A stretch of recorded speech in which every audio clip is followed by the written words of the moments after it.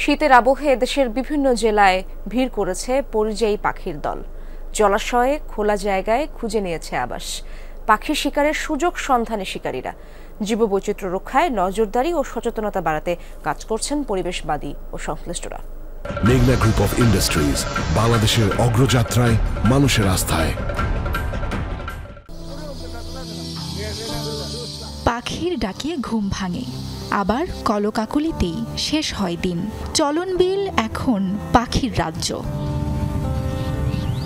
পরিযায়ী পাখির আনাগোনায় মুখর দেশের সবচেয়ে বড় বিলাঞ্চল নাটোরের চলন বিল।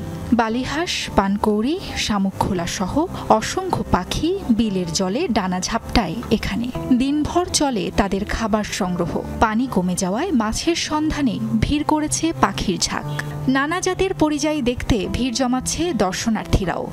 পাখির যে কিচিরমিচির শব্দ, পাখির যে ঝাঁক ধরে উড়ে বেড়ানো, এই বিষয়গুলো আসলে মানসিক বিকাশে বা মনের প্রফুল্লতা এনে দেয়।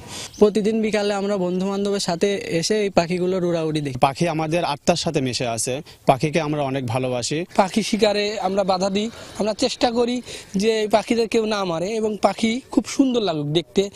পাখির এই বিচরণ স্থলে সক্রিয় চোরা শিকারীরা, তাদের ঠেকাতে উদ্যোগ নেওয়া হয়েছে প্রশাসনের তরফে।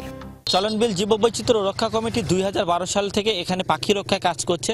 তারা কাক ডাকা ভরে বিলের দুর্গম এলাকায় ছুটে যাচ্ছে। পাখি শিকারীদের রোদে কিন্তু তারা ভরে যায় এবং এই কিল্লা ঘরগুলো ধ্বংস করে এবং তাদেরকে বিভিন্নভাবে সাজায় এবং মুচলেকার আয়োজন করে। পাখি যদি কখনো শিকার করা হয়, ধরা হয়, তাহলে উপজেলা প্রশাসনের পক্ষ থেকে সর্বোচ্চ পরিমাণ আইন প্রয়োগ করা হবে। সেটা হতে পারে জেল, জরিমানা, যে কোনোটাই হতে পারে। পরিযায়ী পাখির আরেক বিচরণ স্থল লক্ষ্মীপুরের জনেশ্বর দিঘি। এই দিঘিকে কেন্দ্র করে জনপ্রিয় হয়ে উঠেছে জেলার পর্যটন। দীর্ঘ পথ পাড়ি দিয়ে আমরা একবার সকাল সকাল অতিথি পাখি আমরা দেখতে আসছি। জনেশ্বর দিঘির মাঝে এই পাখিগুলো আসে দীর্ঘ 7-8 বছর থেকে। আসার পর আমাদের এখানের লোকজন আমরা সচেতন আছি যেন কোনো মানুষ এটা ক্ষতি না করতে পারে। প্রশাসন যদি সহযোগিতা করে তাহলে আমাদের এলাকার সৌন্দর্য বাড়লো বা সকল লোককে এগুলোর দেখাশোনা করার জন্য একটু অগ্রাধিকার পাইলো। আমাদের শুরুতে যেটা ভাবতে হয় যে পর্যটকরা সেখানে স্বচ্ছন্দে যেতে পারবেন কিনা এবং সেই নিরাপত্তা আমরা তাদেরকে দিতে পারছি কিনা।